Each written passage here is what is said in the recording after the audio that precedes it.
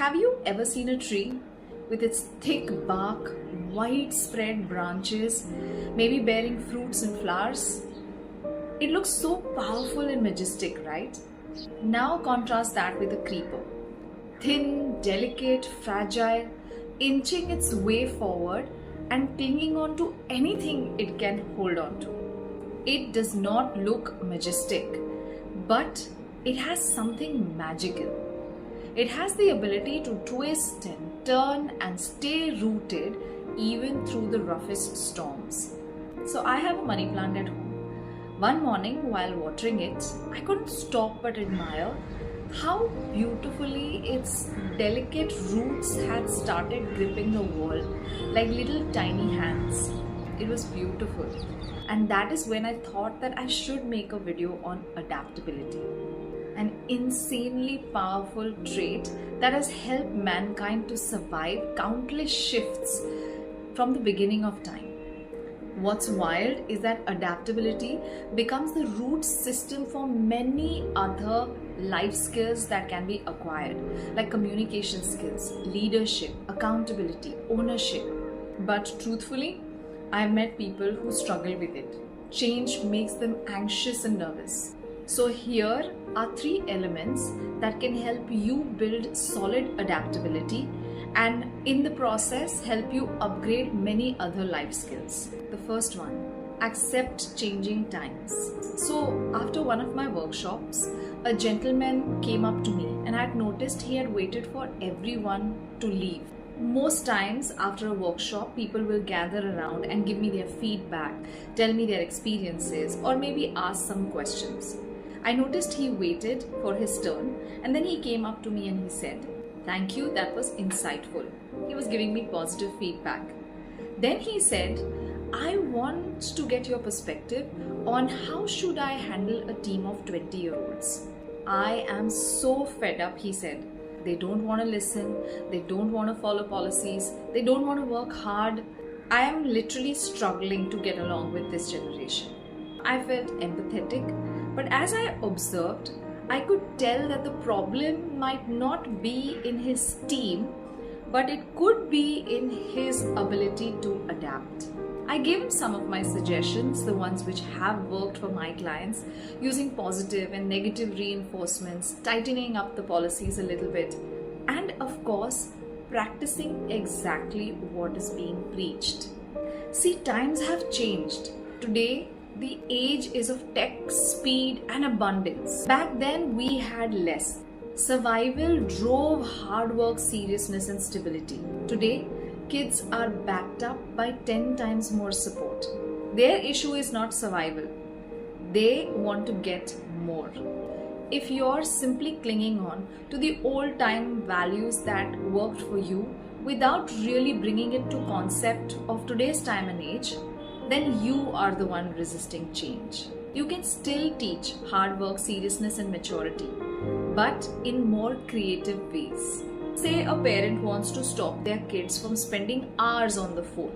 First step, accept that screen time is a global challenge. That stops the blame game.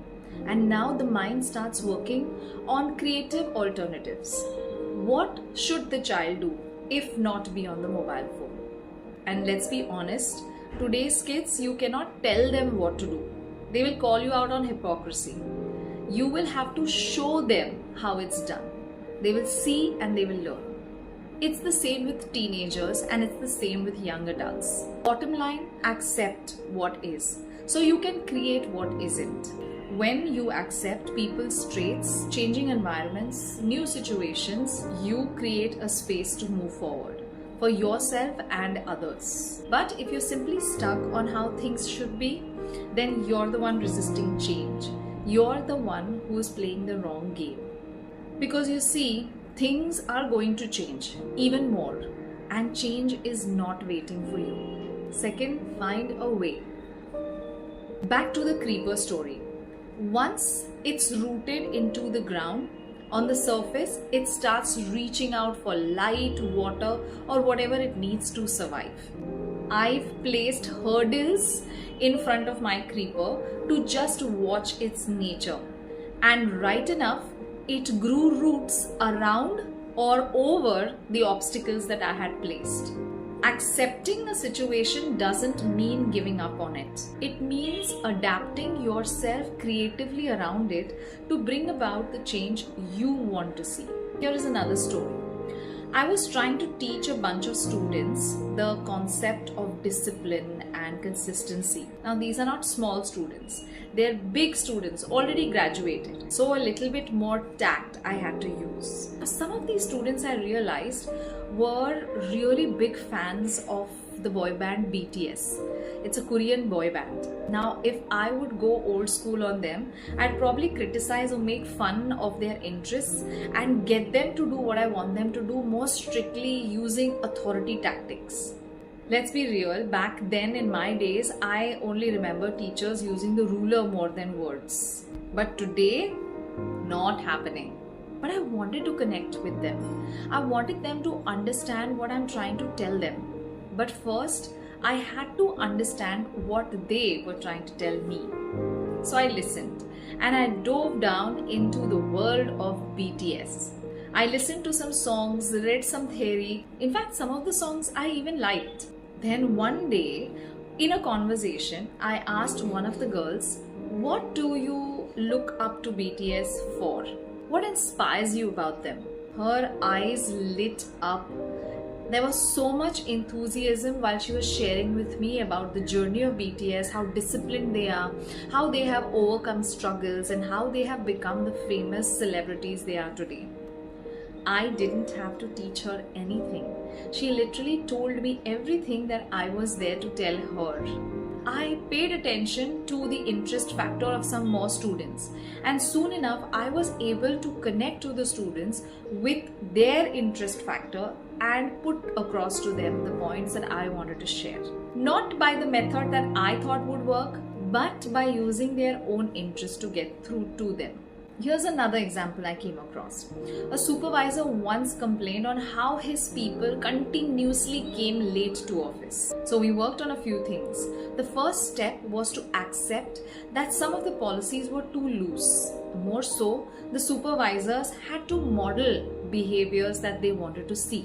Today's teams are not as blindly obedient as they were before. They are quick to copy behavior and even quicker to hack rules.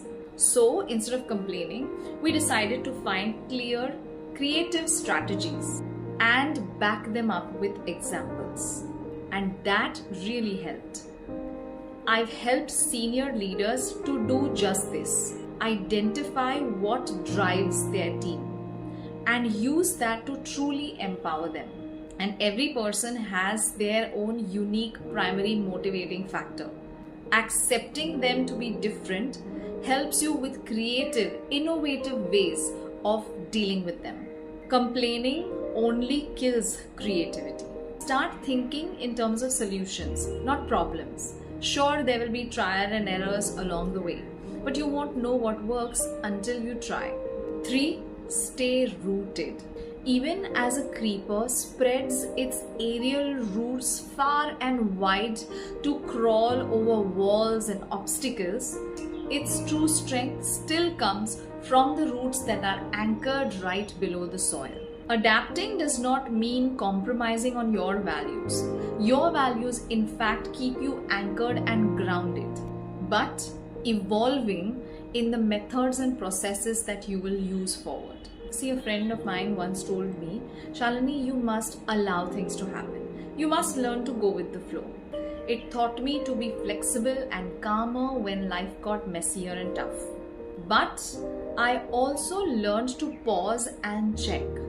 Am I going with the flow or am I losing myself to the flow? And that is the line to take care of.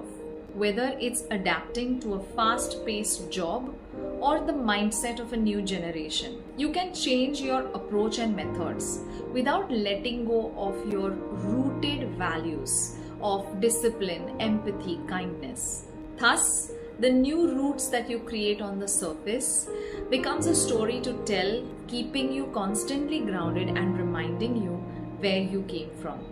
I hope this video helps you see how you can adapt in the most real, simple, and meaningful ways. How you can become creative with your methods while you still stay grounded and anchored to your roots. Like a creeper, you're able to twist and turn through every challenge that life throws you while you build strong roots all across this journey. And while you do that, you still be you.